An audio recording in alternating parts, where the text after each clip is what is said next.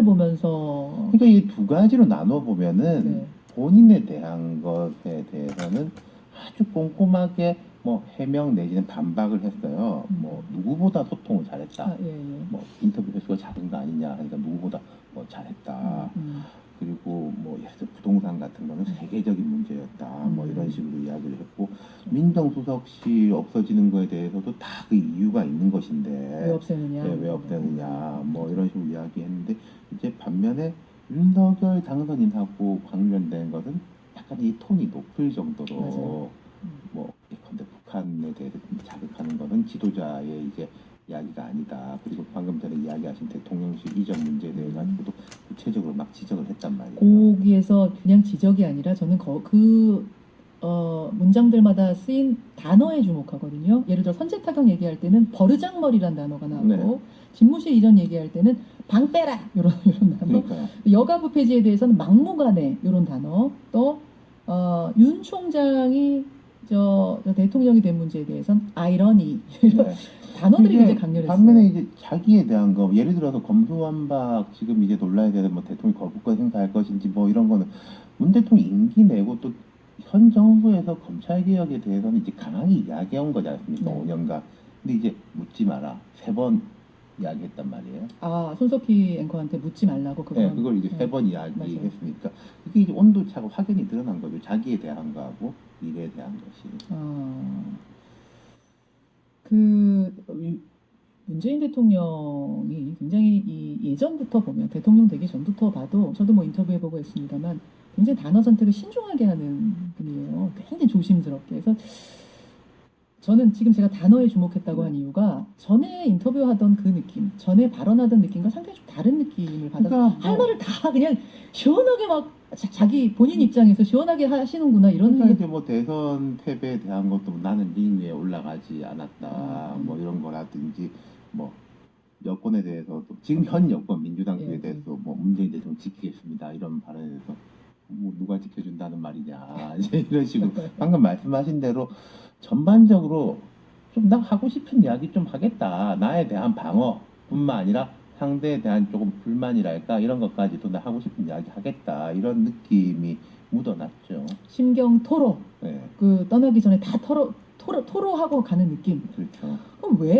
왜 지금 퇴임을 2주 앞두고 지금 그러니까 이제 2주가 있으면은 전직 대통령이 되는 거지 않습니까? 그러니까 현직 대통령의 신분으로 뭔가 마침표를 찍고 싶었을 것 같아요. 그리고 이제 뭐 언론 인터뷰라는 것이 아주 여러 명의 기자를 대상으로 하면은 조금 뭐 실례된 표현이지만 중구난방이 될 수밖에 없기 때문에 이 질문 저 질문만 예, 나오니까. 그러니까 이제 1대1로 조금 밀도 있게 이야기하고 싶다. 네. 이게 노무현 대통령도요 퇴임 직전에 제가 그때 출입 기자여도 기억을 잘 하는데 이틀인가 3일 동안 오마이뉴스 오연호 대표하고 네. 그 집중 대담을 했어요. 했어요. 거의 유사한 포맷이에요. 네. 그때도 이제 다른 언론들은 막 이제 저기 했고 이번에도 마찬가지여가지고 어제 그 막걸리 간담회 네, 뭐 기자간담회도 이제 그래도 앞에 한 거군요. 막 기자들이 항의하니까. 예. 그러면 왜 지금이냐에 대해서 그러니까 뭔가를 좀 마침표 찍는 느낌으로 좀 시원하게 그래도 다 얘기를 하고 싶었을 대통령이라는 거다. 이게 명패를 달고 있을 네. 때 마침표를 찍고 싶었겠죠. 여러 가지 이야기 중에 한동훈 법무부 장관 후보자에 대한 평가가 특히 눈에 띄었습니다. 검수완박에 대해서 한동훈 후보자가 굉장히 비판적으로 막 직접적으로 얘기했잖아요. 야반도주국 이런 말까지 써가면서 여기에 대해서 문재인 대통령이 그러니까 비판했거든요. 제가 이런 것도 재밌었던 게 앞서서 이제 검수완박 자체에 대한 대통령의 견해에 대해 가지고는 네. 묻지 말아라고 3번 이야기했단 말이에요. 네. 그럼 이제 그 질문자가 한동훈이라는 사람을 콕 찍어서 질문하면은 그 연장선에서 보면 뭐 그런 구체적인 발언까지 내가 대답해야 됩니까? 라고 할 수도 있지만 그렇죠. 그게 아니라 이제 강하게 비판. 이야기를 했지 않습니까? 그건 왜일까? 궁금하더라고. 왜일까? 그러니까 이게 뉘앙스를 보면은요. 저는 그런 느낌이었어요. 묻지 말라고 3번 이야기했지만은 뭐 수사와 기소의 분리는 우리가 계속 추진했던 방향이다. 혹은 이제 한동훈 후보자에 대한 이런 비판 발언에 보면은 문 대통령은 조금 검소한박에 기울어져 있는 거 아닌가 그런 느낌도 받았어요. 그거는 뭐 예. 거의 뭐 그러니까 이걸 맞는 것 가지고 같고요. 또 이제 뭐 윤석열 당선인에 대해서 바로 각을 세우긴 그러니까 한동훈이라는 사람이 이게 상징성이 또 있는 인물 아니겠습니까? 최측근 네. 인사. 그래서 이제 한동훈 후보자에 대해 입장을 밝힌 것이 아니냐. 네. 한동훈 후보자 얘기를 좀 해보죠. 네. 한동훈 후보자는 앞에서 말씀드렸다시피 뭐 야반 도주국이다 이 검수완 박악 취재는 이런 식으로 기존의 후보자들이 하지 않던 방식, 익숙하지 않은 방식의 직설 화법을 써가면서 입장을 그냥 마이크 앞에서 거침없이 내고 있거든요. 그러니까 지금 새 내각을 꾸리려고 이제 뭐 한 20명 가까이 있는데 총리 포함해서 사실 제일 주목받기도 하고 저 같은 사람 입장에서 볼 때도 흥미로운 인물이 한동훈 후보자예요. 그렇죠. 지금 예를 들어서 이제 민주당에서 뭐 여러 총리나 장관 후보자들에 대해 가지고 흠결에 대해서 막 지적을 하고 네. 비판을 하고 있지 않습니까? 예. 한동훈 후보자한테도 근데 이 분이 가만 보면은 세세한 게 안 나오는 건 아닌데 능력 문제라든지 개인의 도덕성 문제에 대해 가지고는 별로 타격을 못 주고 있어요. 지금 나오는 게.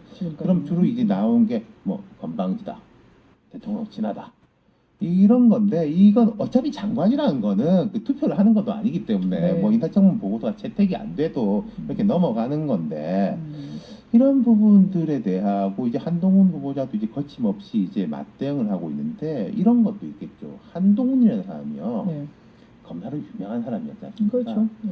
근데 검사로 유명할 때는 대중적 인지도가 그렇게 높지는 않았어요. 그렇죠. 그렇잖아요. 아니, 검사 우리가 검사 이름을 근데 어떻게 이제 뭐 이제 좌천 4번 연속 당하고 네. 그리고 이제 뭐 추미애 전 장관, 박범계 전 장관 이런 사람하고 각을 세우면서 말하자면은 한동훈 후보자 입장에서는 잘 나갈 때가 아니라 탄압을 당할 때 뜬 거지 않습니까? 그렇죠. 본인 입장에서 탄압이라고 본다면은. 네.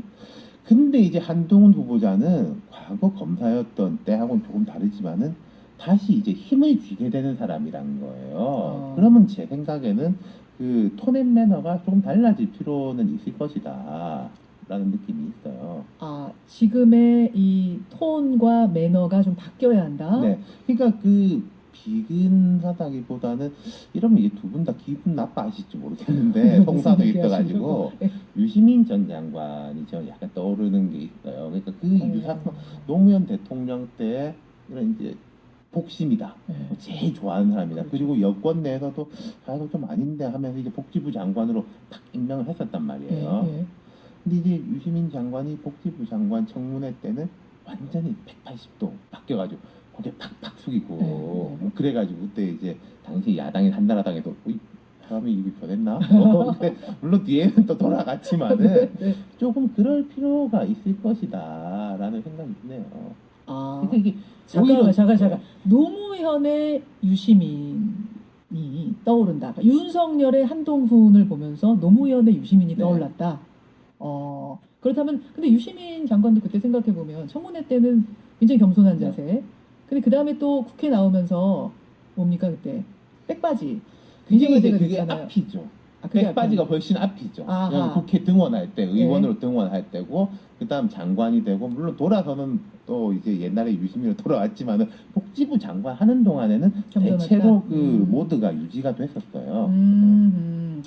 그거를 좀 한동훈 장관 후보자가 좀 참고해야 된다. 제가 말씀드린 게 오히려요 우리가 탄압을 받거나 힘이 없을 때는 조금 발언이 과하거나 폭이 넓거나 거칠어도 사람들이 약간 이해를 하는 면이 있어요. 저 사람은 좌천됐으니까. 당하는 사람이니까 뭐 목소리라도 크게 약자니까. 해야지. 근데 힘이 있는 사람은 낮출 필요가 있는 거죠. 힘 있는 사람이 목소리까지 크면은 그건 좀 안 맞죠. 알겠습니다. 자연스럽게 국회 인사청문회 얘기로 좀 넘어가 보죠. 한덕수 총리 후보자에 대한 청문회 결국 파행 뭐 그냥 열리지도 못했어요. 아예 민주당, 정의당 의원들이 들어오지도 않은 상황. 결국 낙마하는 겁니까? 어떻게 보세요? 5월 2일, 3일로 청문 일정이 잡혔지 않습니까? 네. 그러니까 이 청문회조차 안 하기는 어려울 것으로 봐요. 과거에 청문회조차 안 했던 사람들은 뭐 발언이 이제 문제가 됐다든지 아니면 아예 모르는 사람들이 터졌는데 뭐 지금 같은 경우에는 이분이 이제 뭐 김앤장 같은 데서 고문으로 이렇게 일했던 거 사회 이사했던 거는 다 주지의 다실인데 이거 너무 많은 거 아니야? 뭐 이런 정도니까 청문회를 안 할 수는 없을 것이고 그리고 이런 이야기도 나와요. 5월 2일, 3일로 원래 이 청문회라는 게 총리 딱 하고 그다음 장관 쭈르륵 하는데 그렇죠. 이 장관 몇 명이 먼저 앞에 되게 됐고 그다음에 5월 2일, 3일은 또 다른 장관들하고 겹쳐지게 돼가지고 아. 오히려 민주당에서는 이게 맞는지 잘 모르겠다. 스포트라이트가 분산돼 버리는. 아, 총리가 미뤄지면서. 그렇죠. 그게 아마 박진원종이가 제가 지금 정확하게 기억은 안 나는데 네네. 그 장관들하고 이제 먼저요. 동시에 동시에요? 먼저 하는 장관 후보자도 있고요. 예, 예. 그렇게 돼버린 것 같아요. 그리고 제가 볼 때는요, 이 네. 한덕수 총리 후보자가 되게 노련하고 이런 경험이 정말로 많은 사람이지 않습니까? 아, 이제 속된 말로 얘기하면 이제 되게 뭐 9단, 10단, 눈구렁이 뭐 이런 그런 표현도 표현을 이분이 자기 개인으로 인사청문회가 몇 번이며 국회에서의 뭐 답변 같은 경험이 뭐 너무나 많은 사람이기 너무 때문에 많죠. 저는 청문회가 의외로 약간 김 빠질 수도 있을 것이다. 막상 열리면. 네, 그런 느낌도 조금 있어요. 아니 근데 김이 빠져도 민주당이 맘 잡고 표결해서 우리는 그러니까, 절대 인준 그렇죠. 못해줘 하면 못하는 그러면 거예요. 절대 인준 못해줘라고 할 수 있는 만큼의 예. 뭔가 여론의 지지를 이끌어내야 되는 거지 않습니까? 청문회에서. 아, 그래. 만약에